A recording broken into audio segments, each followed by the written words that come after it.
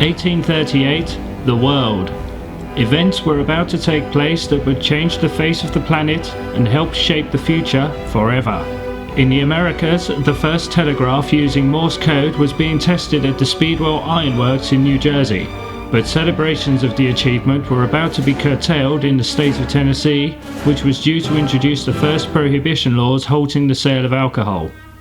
In Africa, the Boers of the Netherlands were making their presence known to the Zulus of South Africa, with devastating consequences for the natives. In Australia, the United Kingdom was steadily shipping the unwanted criminals of British society to their new homeland. And back in Blighty, the nation was preparing for the crowning of their new sovereign, Queen Victoria, whose coronation was to take place in June that year. However, in the East Anglian town of Colchester, a far greater and long-living event was about to occur thanks to one man. Early one March morning, John Kent was about to unlock the door to his new business, selling oil and colour to the community. Little did he know then that his company would outlast the Queen and many of her offspring well into the 20th century and beyond, especially as on this fateful day he served a total of some 7 customers. In the early 1830s, it wasn't just a case of popping into your local DIY shop to pick up 2.5 litres of Matte Magnolia. The job involved the careful mixing of oils and dryers, a job that was carried out within the premises by John Kent's skilled assistants. As the decade turned from 30s to 40s, the world was waking up to its latest power struggle. The Great Game, as it came to be known, saw the forces of the British Empire cross swords with the Russians as they both attempted to conquer Central Asia. Between 1839 and 42, 16,000 troops and camp followers were killed by Afghan tribal fighters, marking it as one of the first major conflicts of the period. Back in Colchester, John Kent's customer base grew, enabling him to grow the enterprise. So, in 1844, his store began selling glass alongside the paints he'd built his business on. John Kent's interests didn't just begin and end at the shop door, oh no. He was also a prominent figure in the Lion Walk Church, where he went on to become the senior deacon as well as a lay preacher. But he wasn't finished there. In November 1859, he bowed to the requests of his political friends and was elected to the 3rd Ward of Colchester Town Council. After being returned for 9 successive elections, John Kent reached the pinnacle of his political career when he was elected as the first Liberal mayor for 43 years by unanimous vote. As the years passed, the business grew further, and by 1877 the premises had expanded to take in the property next door. Initially, John Kent had hoped to pass on his business to his 2 sons, John and Benjamin, but sadly John Kent Sr. outlived them both. Instead, in 1878, he offered his son-in-law, Edwin Blaxcell, a partnership in the firm. From this day forth, the firm took the name we find familiar today, Kent and Blaxcell. During the 1880s, the business once again outgrew its current premises and set about purchasing further properties, making it a dominant name in the high street. 50 years had passed since the coronation of Queen Victoria. To celebrate, like many towns up and down the land, Colchester celebrated the only way that they knew how, by hanging flags and bunting along the shop fronts in the town. It was almost as if the people were partying as if it were 1899.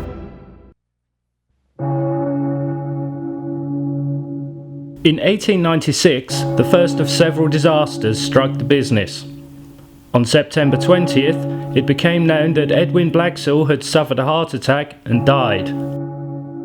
Not wishing to be upstaged by his son-in-law, 22 days later, on October the 11th, John Kent also died, leaving the firm in crisis.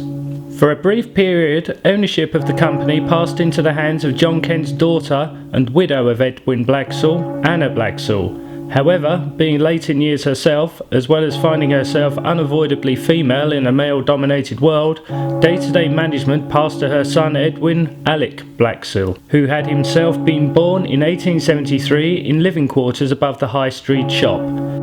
This was to be a short-term solution given Edwin's lack of experience in running a business. Therefore, Anna decided a new partnership would be the wisest action. As of the 1st of March 1897, the business began trading as Kent, Blaxill and Company, with long-serving employees Edward W. Ward and Francis J. Burrell joining Edwin Blaxill and Anna Blaxill's nephew, Harry Kent, as partners. For the remainder of her years, Anna Blaxill witnessed the company grow from strength to strength, and by her passing in November 1900, and having survived the death of its founding member 4 years prior, Kent, Blaxill and Company was able to move into the 20th century with increasing momentum. With the turn of the century, there came a raft of events that changed the world. In the 1900s, a series of natural disasters brought devastation to nations across the globe, from powerful hurricanes in the US state of Texas to the eruption of Mount Vesuvius in Naples, Italy, and the devastating earthquakes in San Francisco and Guatemala. To all, it seemed as if the new century would be remembered for planet Earth itself, reminding us to take better care of it, a lesson humanity is still to learn. Back at home, the business was continuing to grow its product range, and were now considered as brush merchants, as well as dealers in ropes, twines, sacks, coal bags and hardware. Not forgetting, of course, the original purpose of the business, selling paints. Although Kent Blaxill was known for dealing in glass, it didn't officially have a dedicated glass department until 1910. It was from this point on that glass sales became an important part of the business. By this time there had been further change in the company management structure, as Edwin Alec Blaxill retired from his executive duties to concentrate, like his grandfather, on a career in politics, and by 1909 he had emulated John Kent by becoming mayor, the first of two such occasions. Within a further 3 years he was also to become an alderman and a justice of the peace. Where Kent Blaxill was concerned, Edwin Blaxill's exit brought about further change, and with the success of the firm, it was seen as the right time to become a limited company. On the 24th of March 1905, a share value of £10 was agreed and Edwin became the company chairman, with Ben Kent, Francis Burrell and Edward Ward taking the further directors' positions. Ben Kent was to remain at the helm of the company for 30 years. By the middle of the next decade, World War I had broken out, an event that became known as a rather bad time for the glass industry, especially for Kent Blaxill. Even though glass was in high demand due to bombings, delivery from the major supplier in Belgium was hit, but by the end of the war, demand for replacement glass was high. This happily coincided with the delivery of the first motorised vehicle at Kent Blaxill. This complemented the fleet of horses and carts which continued to be used in unison until many years later. However, in 1934, the need for horses disappeared as further vehicles joined the Kent Blaxill ranks, one of which was the Morris 12, a vehicle affectionately known as the Flea, although this affection probably didn't come from the company glaziers.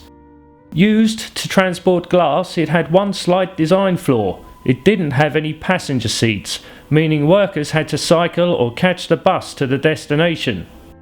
Now under the directorship of Edwin Alec Blaxill's son Alec E. Blaxill, sales in 1935 were the first in the company's history to exceed £100,000. With the confidence brought about by impressive financial figures, Kent Blaxill opened a new high street store selling fireplaces alongside kitchens and bathrooms. With 1938 came Kent Blaxill's centenary year, and, being a family-oriented firm, the company chose to celebrate with its staff with events like the exciting dinner dance at the Moot Hall and the thrilling boat trip along the Thames, for which an entire train was hired to carry staff and family members to the river. In the meantime, its former executive Edwin Blaxill was also flourishing with his work in the community, and in the mid-30s he was made an honorary freeman of the borough. Further to this, in 1939 he was awarded an OBE. During his second stint as mayor, Edwin Blaxill also had the honour of receiving Queen Mary when she visited the town in 1938, which was also the year of the first major fire to hit the company, a fire that was to cause damage to the tune of some £2,000. As war began to spread its dark wings across Europe once again in 1939, Kent Blaxill was faced with an uncertain future. Many of its able workmen either enlisted or were drafted into the armed forces, leaving those that remained with an ever-increasing workload caused by German bombing raids on the town throughout the campaign. But as peace broke out in 1945, Alec Blaxall was determined to make up for lost time, and with the damage caused by the war, Kent Blaxall was able to take advantage of the situation. Due to this, the glazing department received an upgrade as it strove to reglaze the post-war region. The company also decided to stock new products, such as plastics. It was around this time that the fifth generation of Kent Blaxall families began working in the business. In October 1948, aged 20, Christopher Blaxall joined the firm and systematically began learning every facet of the business, including its administration, something that would stand him in good stead when he was appointed a director in 1952. Sadly, he was not to work with his father for much longer, as in February that year, Alec Blaxall passed away at the age of 52 after a period of illness. The company minutes would later record, "His services to the company over 33 years has been inestimable, and under his wise guidance and direction, the company has prospered and expanded. In commercial and community service, he had only one standard, and that was the best." Having been fortunate to survive the war years without any major loss of property, it seemed a cruel joke when in 1952, the year that Queen Elizabeth II came to the throne, the company was hit by its second major fire. In May that year, the 101 to 104 High Street property burned down, causing almost £70,000 worth of damage. Such was the ferocity of the fire, it took 80 men to finally get it under control. By 1954, Christopher Blaxall's youthful zest had been joined by the experienced hand of Harold Wybrow, a man who for many years had been Alex Blaxall's right-hand man, making a successful managerial team together. By this time, Alderman Blaxall had also passed away and been replaced as company chairman by Ben Kent, but this was only to be a short-term appointment, as in 1955 he resigned from the post to be succeeded by Bernard Blaxall, Alderman's third son. With John Kent returning to the company after a period of national service, the management team led the firm through years of growth until, in 1959, Ben Kent died at the age of 92, marking him as the last of his generation to be connected with the company. With the popularisation of the motor vehicle, the 1960s saw one of the most dramatic changes for Kent Blaxall. With busier streets and restricted access for vehicles, it soon became clear that the company had outgrown Colchester town centre. As a result of this, in January 1962, a 6.5-acre plot of land at the junction of Layer Road and Gosbecks Road, on the outskirts of the town, was chosen for the move. Along with this move came a restructuring of both staff and finances, and as a result, Christopher Blaxall and John Kent were appointed joint managing directors. So it was to be that on the 30th of September 1963, and on the back of meticulous planning and a great deal of effort, the new branch opened to an invited audience of some 1,300 people. And by 1965, the wisdom of the move had become apparent, as for the first time, turnover broke through the £1 million barrier. But it wasn't until 1966 that all ties were finally cut with the town centre.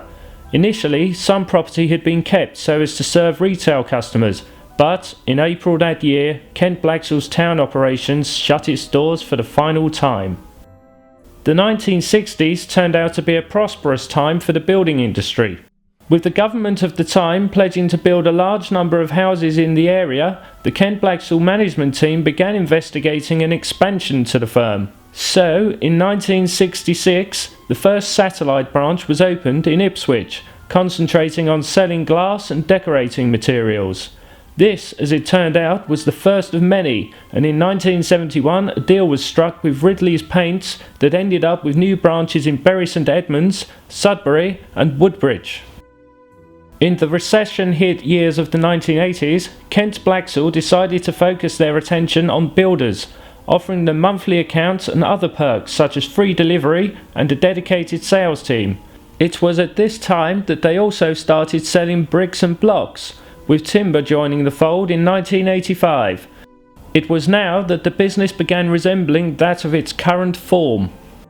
By now, the Woodbridge branch had become a victim of its own success, so it had to move to larger premises in Melton. Following this, in 1985, a branch was also opened in Frinton, though this has since moved on to its current location in Kirby Cross. The final edition of the era came in 1988, when the Norwich branch was opened to the public for the first time.